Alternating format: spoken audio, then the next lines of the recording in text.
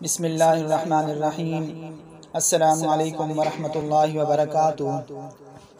ناظرین، ہم آپ کو اپنے چینل مفتی الیاس آفیشیل پہ خوش آمدید، اہلا و سہلا، مرحبا کہتے ہیں۔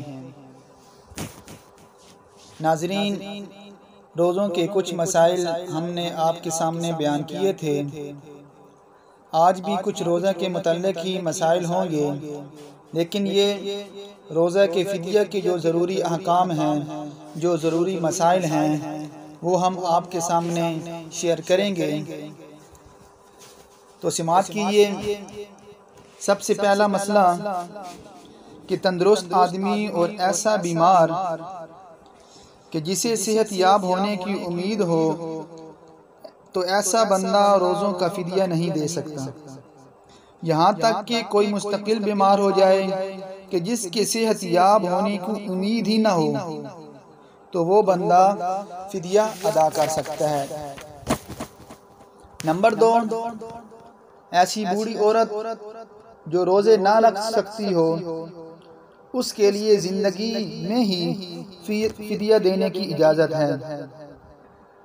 نمبر 3، جو قضا روزے بھی نہ رکھ سکے، وہ بھی فدیہ ادا کر سکتی ہیں۔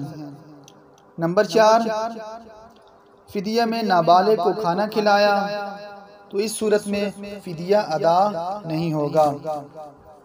نمبر 5، اگر کسی شخص نے رمضان سے پہلے فدیہ دے دیا تو اس کا فدیہ ادا نہیں ہوگا، اس کا فدیہ دینا جائز نہیں ہوگا۔ اگر کسی شخص نے رمضان سے قبل ادا کر دیا تو ادا نہ ہوگا، البتہ رمضان شروع ہونے کے بعد آئندہ ایام کا فدیہ وہ اکٹھا دے سکتا ہے۔ نمبر 6، ہر روزہ کا فدیہ وہ صدقہ فطر کی مقدار یعنی نصف سا، یہ بنتا ہے تقریباً 2 کلو گندم، یہ اس کی قیمت، یہ کسی کی مسکین کو دے دے، کسی غریب کو دے دے۔ نمبر 7، فدیہ کی رقم سے کسی مقروض کا قرض ادا کرنا جائز نہیں۔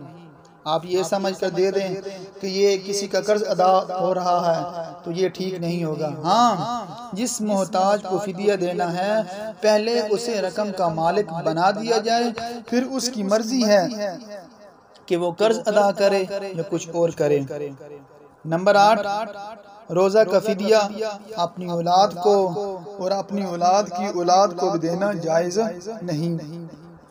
نمبر 9، روزہ کا فدیہ کسی کافر کو دینا بھی جائز نہیں۔ نمبر 10، متعدد روزوں کا فدیہ ایک ہی فقیر کو دینا جائز ہے، اور ایک روزے کا فدیہ کئی مساکین پر تقسیم کرنا، کئی غریبوں پر تقسیم کرنا، یہ دونوں صورتیں جائز ہیں۔ نمبر 11، فدیہ میں گندم کی قیمت کے برابر اگر کوئی بندہ کپڑے دینا چاہتا ہے تو وہ کپڑے بھی دے سکتا ہے۔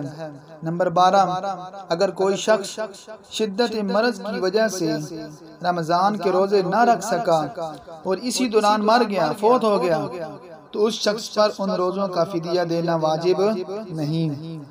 نمبر 13، اگر کوئی شخص فدیہ ادا کرنے کی استطاعت نہ رکھتا ہو، نہ ہی روزے رکھنے کی طاقت رکھتا ہو، تو اسے چاہیے کہ وہ توبہ کرے، استغفار کرے اور نیت کرے کہ جب گنجائش میسر ہوئی تو روزوں کا فدیہ وہ دے دوں گا۔ نمبر 14، فدیے کی رقم کسی بھی یتیم خانے میں اگر کوئی بندہ دیتا ہے تو اس کا دینا یہ جائز ہے۔ نمبر 15، گزشتہ سالوں کا فدیہ ادا کرنے میں گندم کی قیمت کا اعتبار ہوگا، اس لیے بہر صورت ادا کے وقت کا ہی اعتبار ہوگا۔ اللہ پاک ہمیں ان مسائل کو سمجھ کر، جان کر ان پر عمل کرنے کی توفیق عطا فرمائے۔ وما علینا الا البلاغ المبین۔